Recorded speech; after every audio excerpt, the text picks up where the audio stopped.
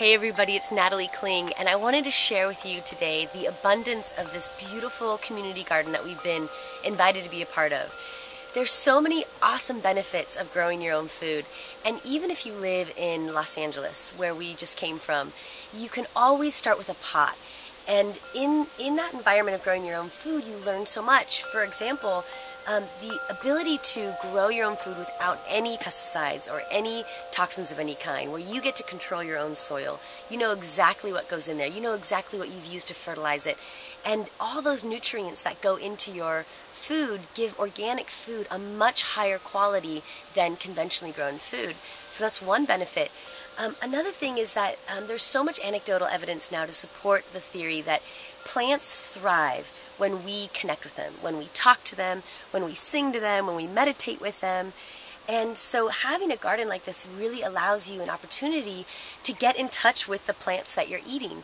And for some reason, they are getting something from us, and then they in turn give something to us. So it's such a beautiful cyclical relationship. And I think it's a really big part of the healing that has to happen for all of us, where we really realize that getting connected back to the earth is going to give us a lot of the answers that we're looking for.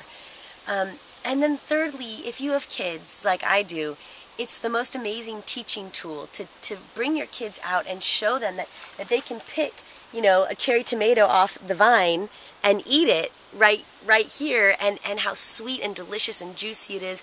It gives them such an appreciation for healthy food. It also gives them an understanding of where food comes from, and it connects them. It gives them an interconnectedness with life, which is something that we're all striving for. So these tomatoes, which I want you to see, came from tiny little sprigs that we planted in the ground that we found growing wildly, actually. Didn't really know if they would work, but they've completely taken over this whole garden bed. And so it's such a testament to the ability that food has to grow and to thrive. And we haven't done much to it, just watered it every day. So the other great thing to plant, no matter where you're at, is greens. Greens are super hardy, so no matter where you live in the world, you can usually get some kind of greens to grow. And greens we use every day for salads, smoothies, and juices. So speaking of greens, I want to show you the greens we have over here. I'm going to eat this cherry tomato because it's so yummy. This is chard. So chard we use again in smoothies and in our juices. And what we do is we just take the big leaves on the outside of the plant, we snap them on the bottom, and we harvest them. So I'm actually going to harvest them today because I'm going to do a video on smoothies and juices to show you guys how easy it is. But when you have just a few plants, I mean, this is only about 5 or 6 plants, so you could actually plant them in a couple big pots. And these grow continuously. I can't tell you how many times we've harvested this beautiful chard, and it just grows back and grows back and grows back. So a wonderful plant to grow.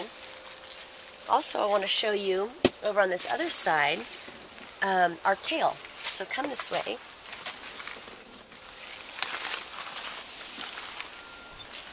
So again, kale is a really hardy plant. You can do so many things with it.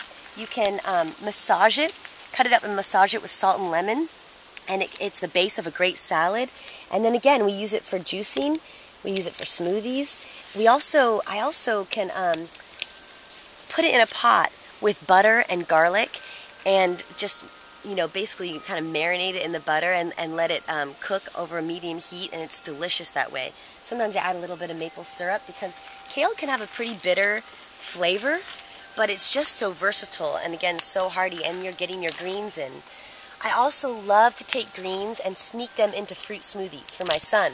So if you have kids at home, you can take these greens, which are so full of nutrients. The thing about greens is that not only are they full of vitamins and minerals and antioxidants, but they've got oxygen in them. They've got photosynthesis that comes from the sun, so sun food that comes into these plants, that by eating it, this plant has actually put the sun's energy into a form where our bodies can absorb it and use it. So now we take this sun energy, put it into our bodies, and we get balanced physically and mentally. So I can't stress enough how important it is to give these kinds of nutrients to your kids too. And you can put these into a mango, banana, honey smoothie with some greens and ice, and now you've given your kid a great gift. So isn't this basket so great too? My friends have this basket and it's like the perfect gardening harvesting basket. I love it.